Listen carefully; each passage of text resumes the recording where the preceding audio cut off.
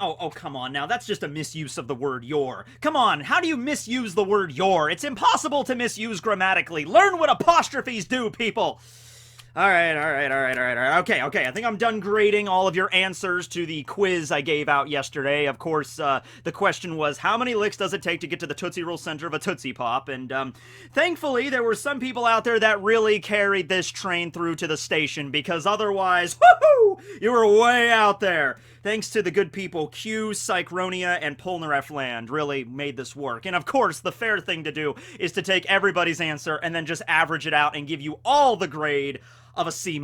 So that's how that works. Also, I guess Matt Pat did this at one point on food theory.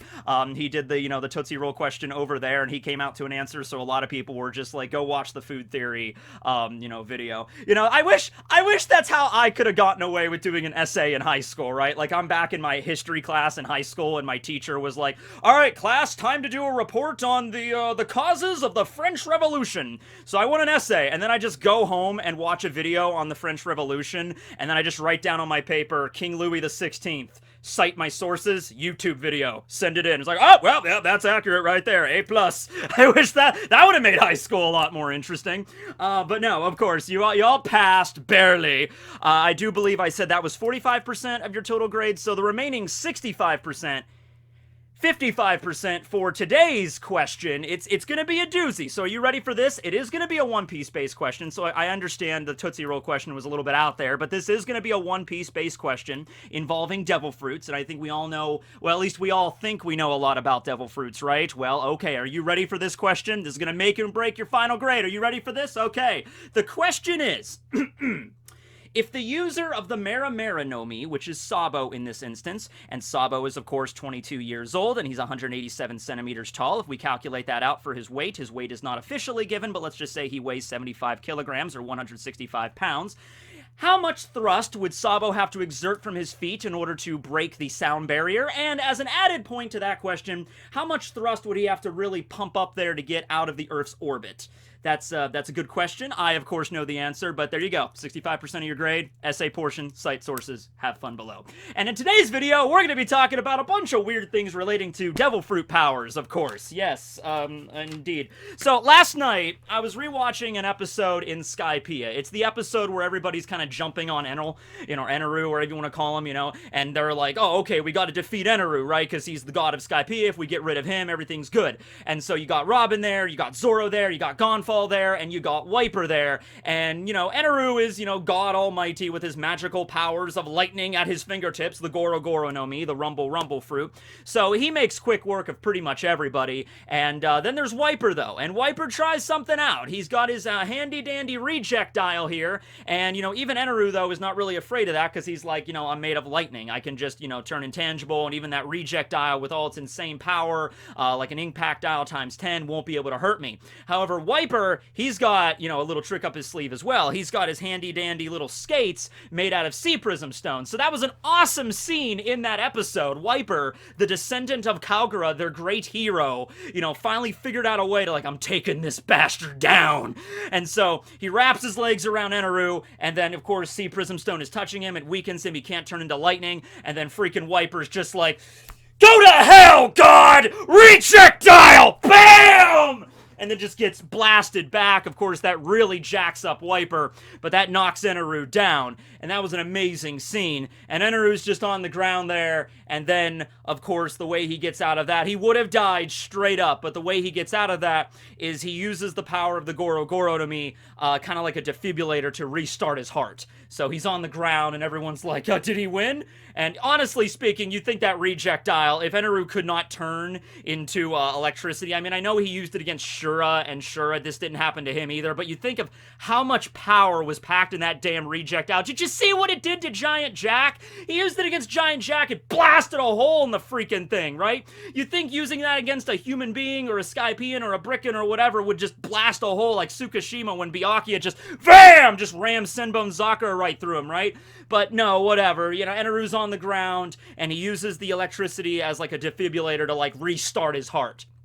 And that scene, I mean, it was a cool little, display of devil fruit powers and everything like that. That was a cool way to utilize the Goro Goro to me. But that scene always, it always kind of bugged me a little bit. So I posted about this on the community tab last night. I'm like, yeah, remember that scene? Because I'm thinking here, and I'm like, okay, if Eneru was unconscious after that attack, which it seemed like he was, he's not just like turning into electricity, he's like sending electricity to a specific part of his body at a specific like range in order to restart his heart, like a defibrillator, like I am back, so that's the thing that always bugged me. I'm like, the dude is unconscious. And there was a bunch of people that responded to that, so thank you very much. There was a lot more like technical terminology on like, well, this is how exactly defibrillators really work, and this might be what he did. The popular consensus that most people arrive at, though, is that Eneru was not quite unconscious, or when he got hit and he realized he couldn't transform into electricity, maybe right before he lost consciousness, he sent the signals to like send the electricity into his heart and try to restart it. Okay, it really seemed more like a Nen ability to me in that instance, right? Like that post-mortem Nen that happens, and I even saw some people comparing it to like Hisoka from Hunter x Hunter. Like after Eneru is like unconscious and he's dead, like he's like, oh, my electrical Nen, charge my heart and then restart it, like something like that. At the end of the day, it's anime, and I think at the end of the day, really what Oda was wanting to do, he's just like, okay, Eneru can control lightning, so I'm gonna have a scene where they think he's dead and he uses electricity to restart his heart. And that's a concept that everybody really understands with like defibrillators and stuff. So I think that's why Oda put it in there. But that's like a scene that always bugged me. And of course, because I thought about that one scene, that got me thinking about a bunch of other moments in the story. So whenever you have like a power system in an anime, a lot of times you set a rule that's like a flat rule, like across all of them. Like, the power will disappear if you get knocked unconscious, and that's true like across the board. Or the power, a very common one that actually Hunter x Hunter took and like flipped around, that I was actually really interested about Nen, was the whole death thing. Because most of the time, like the Fullbringers in Bleach, for instance, it's stated that, when a Fullbringer dies, the effects of their Fullbring fade away. And so that's like a standard for a lot of power systems. When you're dead, and your power or whatever you were doing, if you had the magical ability to grow trees or something, you die and then trees all wither away because, you're dead at that point. That's the thing that Nen really did that surprised me. It's like, oh no, Nen is actually can get the potential to be even stronger after you die. All right? So when it comes to devil fruits in One Piece, that death thing, that's at least, well, that's the thing. There's no flat rate, like, understood thing, because then you get exceptions like Brook, right? So let's just start with Brook. Let's just start with him, okay? So, Brook's devil fruit is, like, one of those sole exceptions that when you normally die and you have a devil fruit power, your devil fruit is, it doesn't just go away, it gets reincarnated, but you no longer have the power. It's not like, let's say Eneru were to straight up die, he's straight up dead, he's not coming back. It's not like Eneru's ghost appears out of his body and he still has the Goro Goro powers or anything like that. No. If Eneru were to actually die, then his fruit would leave his body and be reincarnated somewhere else in the world, and then somebody else could, bite into it and get the Goro Goro powers, right? And that is true with like 99.9% of every single devil fruit, except with a slight exception with Brook, because Brook ate the Yomi Yomi no Mi, which is the revive fruit, which only takes effect after you die the first time. If Brook were to die again, then the reincarnation would kick into, game. Honestly, I guess the Yomi Yomi no Mi in that regard might actually be a much slower reincarnated fruit. Like the previous user of the Yomi Yomi no Mi before Brook, it might have been like not in circulation for like 200 or 300 years, depending on how long the individual lived in combination. Because what the Yomi Yomi no Mi does is it guarantees the user a second life. All right. I don't think it guarantees you're going to live forever or anything like that. It just guarantees a second life. So, for example, if, let's say the person that ate the Yomi Yomi no Mi before Brook did, let's say he lived to the ripe old age of like 100, and then he died, and then he got reincarnated, and then he lived another 100 years. Like in the One Piece world, like we have Dr. Kureha that lives a lot longer than a lot of other characters. But let's just say 100 is the standard, make it to 100 years old. So that means that the Yomi Yomi no Mi was was essentially out of circulation for 2 centuries until that person died a second time, and then Brook ate it. Brook was only, I think, 38 when he ate it, and then he died, and then 50 years later, this is where we're at right now, 52 years later, he got reincarnated. So, and then we don't know exactly how long Brook is going to live right now, because he's a skeleton, so that kind of throws a little bit of a wrench into the works. Yo! That wasn't a skull joke, that was a wrench joke. Clank, clank, clank, clank, clank. I don't know. But you know what I mean, like, that's how that works. I already did a whole video on Brook specifically, so we're not going to focus on him too much, but there's the exception right there of, like, the death rule, okay? But then we have, what about the unconscious rule? Some devil fruits, if you get knocked unconscious, lose their effect. The time in the story I think this was the most prevalent was during the Dressrosa arc with Sugar's ability, the Hobby Hobby no Mi. The Hobby Hobby no Mi had a bunch of different abilities. It could turn people into toys, make a contract with said toys, so they have to obey you as the user of the Hobby Hobby no Mi. It also gives you eternal youth, freezes you at whatever age you ate the fruit, and it also gives you some abilities to manipulate memories, because whoever you turn into toys, anybody that they knew, they remember them, the toys remember, but everybody that knew the person that got turned into a toy loses their memory of that individual. So a lot of stuff going on with the Hobby Hobby no Mi, but a very critical weakness. If Sugar was ever knocked unconscious, then every single person that she turned into a toy would immediately return back to their original form, and the memories would return as well with everybody else in the entire world, okay? So that was a moment where it's like being unconscious negated her fruit's effects altogether. But that's not a common thing amongst all devil fruits. Going back to Brook again, Brook, you know, the only reason Brook is being able to walk around right now, be animated, is because of the Yomi Yomi no Mi. He's literally a walking bag of bones. Yo!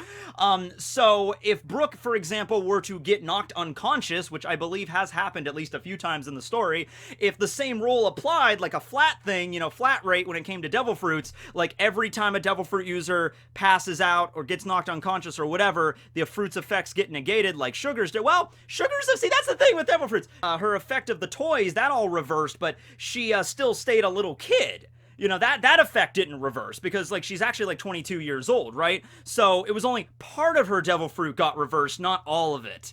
I don't know, that seems like rather, that seems like Oda kind of doing a little bit of, like, convenience for the writing alone. You know, it's like, well, her devil fruit, part of her devil fruit gets negated, but not all of it. I'm like, oh, only the part with the toys. I'm like, all right, whatever. But yeah, Brook can be knocked unconscious, and he can, you know, regain consciousness later. It's not like the fruit's effects is negated and he dies for good if he gets knocked out.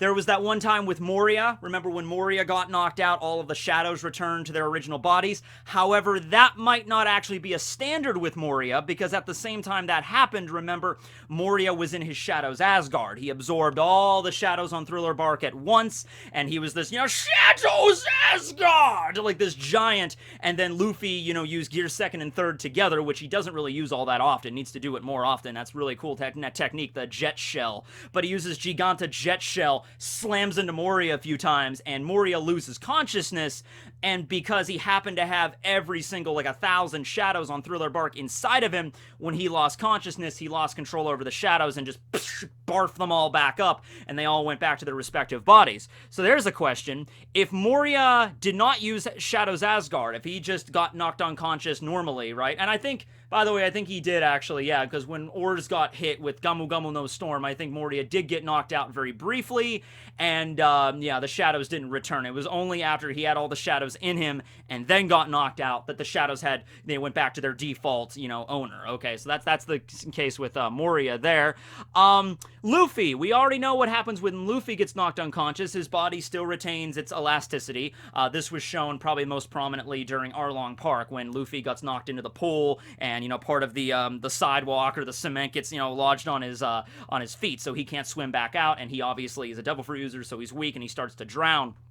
Nojiko literally dives down. They try to free him, but they can't. So Nojiko just literally grabs Luffy's head and then pulls it, and he's made of rubber, so it still stretches. Even though they're in the water and devil fruits are weak to water, his effect of the fruit still stays. It's not like Luffy's body goes back to being flesh and blood or whatever. No, it's still rubber. It's just that he's not conscious, and they literally, like, pull his head out of the water and then, you know, do, like, CPR to get the water out of his lungs. It just takes a little longer because he has a much longer neck at this point. So that's the situation with Luffy. Katakuri Katakuri is very similar to Luffy's Gamu Gamu no Mi. Katakuri has the Mochi Mochi no Mi. He's a special paramecia.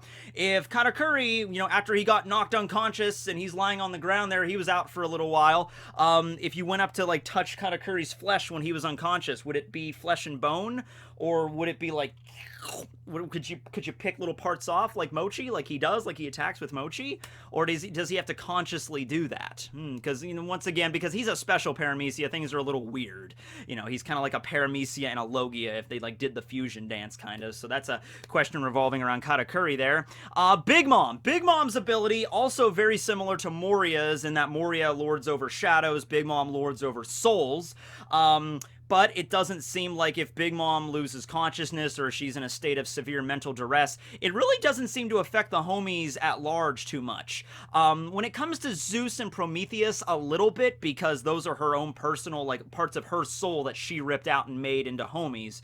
So they're a kind of an exception to the rule. But when Big Mom was freaking out at the tea party and, you know, she was looking at Mother Caramel's picture and then she kind of like, what's going on? And then she lets out the scream and she's like, you know, losing herself there, not very conscious of herself. And even when she's in the middle of her hunger pang, the homies around Totland still seem to operate normally. She was rampaging around Peanut Island, and all the homies on Peanut Island, they were still like, I'm a peanut, I'm a peanut, I'm a peanut, I'm a peanut. You know, they were just keep on doing what, like as usual for them, right? So, yeah, I don't know. Like, there was a few times where Big Mom got knocked out. Like, it didn't last for very long. Like, when Big Mom, you know, washed ashore at Wano, she was knocked out for a little while. Then she regained consciousness and she had amnesia. Even when she had amnesia, even when she literally forgot who she was and how her powers worked, her powers still stayed active because Zeus was still active in Nami's climate attack, and Napoleon was still on her head. And it was explained later, like, it was kind of a question for a while, like, well, is Napoleon gonna stay inactive because Big Mom can't remember how to use the fruit? But later we find out that that's actually not the case. We find out that Napoleon was just really shy. He's like, how come you didn't say anything, Napoleon? I was like, well, I was really shy and Big Mom didn't know what was going on and she forgot who she was, and so I just decided to pretend to be asleep the entire time. But Napoleon was still conscious, so even after Big Mom lost her memory, lost who she was, and how to even use the Soul fruit, Napoleon, a byproduct of the Soul fruit, was still conscious and aware. It's not like the soul of Napoleon, you know, separated and went back into Big Mom, or Prometheus and Zeus went back into her, or the other homies on Totland all went back. That would be a huge critical weakness to Totland, if just knock Big Mom out for a few seconds and all the homies, all the souls return to their rightful owners. That would be a crazy weakness, right? But that wasn't the case there. It wasn't like the sugar thing. Beiji. Okay, so this is something interesting. Beiji, as we find out, you know, he's the Shiro, he's the Castle man. When they were fighting against Big Mom at the tea party, and he goes into Big Father, he transforms into Big Father, and, like, making the castle on the inside become outside, Beiji mentions to everybody, you know, it was like, okay, here's the deal. You know, Big Father has a really high defensive spec, but Big Mom is crazy strong, and she's ripping it apart, and Beiji even says, like, you know, oh, it's like the defensive capabilities of my castle don't even matter when it comes to her. And he says, he's like, listen, if I die, you know, all of the damage that's happening on the outside is happening to my real body, okay? So if Big Mom is out there and she rips off part of the tower wall, I'm gonna get, like, a chunk of my shoulder ripped off or whatever. And he goes on to say that if I were to die and you guys are still in my castle, if I die, the fruit, you know, is reincarnated and you are immediately popped out of my castle at once. Everybody inside the castle is expunged. All right, now, that was when Beiji said if he were to die. I don't know how it works if he gets rendered unconscious, how that goes down. If he gets knocked out, would everybody in the castle get knocked out of his castle, or would they still be able to stay inside of him? Now, keep in mind, being unconscious and being asleep are two different things. Just, you know, biologically, the way the brain is active and everything like that, sleeping and unconscious, two different things. So, you know, if Big Mom is asleep, if Moria they can still sleep and keep their fruits active. I still think that makes sense just because the brain is still pretty active while you're asleep. But when you're unconscious, I mean, it depends on the level of damage that your brain took, you know, to render you unconscious and stuff like that. But in the case with Beiji, you know, he could still be asleep and have people in his castle, right?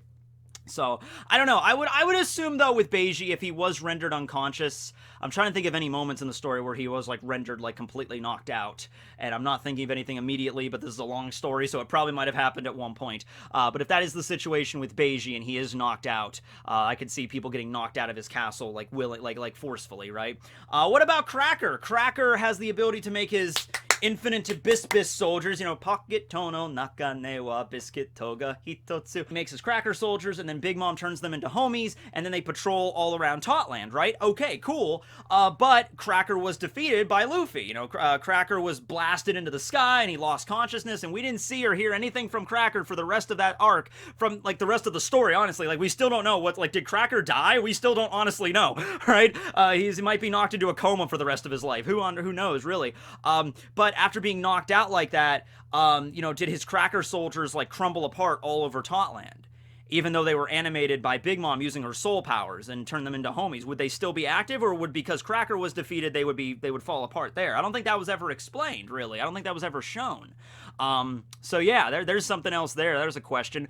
Crocodile. Now, this is getting into a lot of Logias here. Crocodile's involved in this, but a lot of other Logias, like Eneru, that really know what they're doing. Crocodile explains that, like, okay, I could train with my fruit to the point where I can, like, reflexively turn into my element. So I don't have to, like, literally know an attack is coming. Like, if there's an attack coming, like try to, like, cut me from the back of my head or something, if I don't see it or hear it coming, reflexively my body will turn into sand. And it's a good thing that he learned how to do that, because you saw at Marineford all those people attacking him from all those different directions and stuff. It's a good thing he could reflexively turn his body into sand, as long as the attack is not, wet, as long as he's not, like, covered in water, like, because Luffy figured out his weakness and everything like that.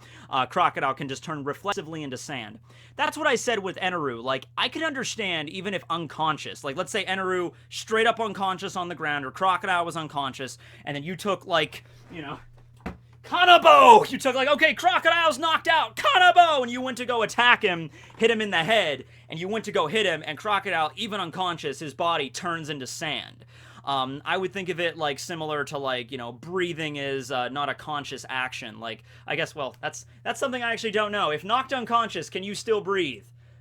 I guess, once again, it would depend, because, like, being knocked unconscious, I don't think is, like, a universal thing. Like, it's either you're conscious or unconscious. I think there's different levels to this. I'm not a doctor, clearly. Oh, by the way, we'll get to law in a second here. I'm not a doctor, clearly, but I'm imagining, like, maybe there might be a way you could be knocked unconscious but still breathe for a little while, right? And there's other ways where you get knocked out, like, you literally have to be hooked up to, like, a ventilator or a respirator. Like, you cannot breathe, because your brain suffered that much damage. I don't know.